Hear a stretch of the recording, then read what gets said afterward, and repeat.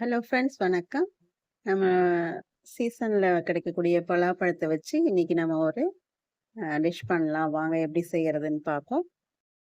Hello friends வணக்கம். இன்னைக்கு நம்ம பலாப்பழத்த வச்சு ஒரு பாயசம் பண்ண போறோம். கேரளால ரொம்ப ஃபேமஸானது சக்கப்பிரதமன் அப்படின்னு சொல்லுவாங்க.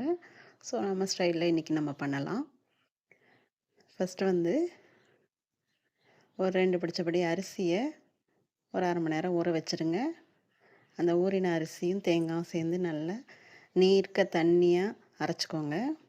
அரைச்சத பாணலியில விட்டு நல்லா இந்த மாரி கலந்துட்டே வரணும். கைவிடாம கலந்தீங்கன்னு சொன்னா நல்லா வெந்து பளபளன்னு வரும். இதுக்கு நடுவுல நம்ம பலாப்பழத்த நெய்யில வதக்கி வேக வச்சு எடுத்து வச்சுக்கணும். நல்லா ஆற விட்டு அரைச்சி வச்சுக்கணும்.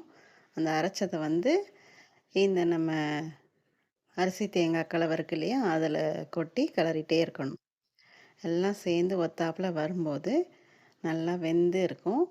அந்த சமயத்தில் நம்ம ஏலக்காய் தூளும் போடலாம். நான் ஏலக்காவையே அப்படியே போட்டிருக்கேன் அதில்.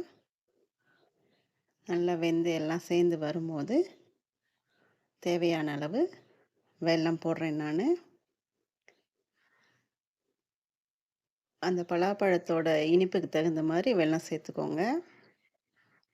எங்கள் வீட்டில் வாங்கிட்டு வந்த பழம் நல்லா ஸ்வீட்டாக இருந்தது. அதனால் நான் ஒரே ஒரு கட்டி மட்டும் போட்டிருக்கேன்.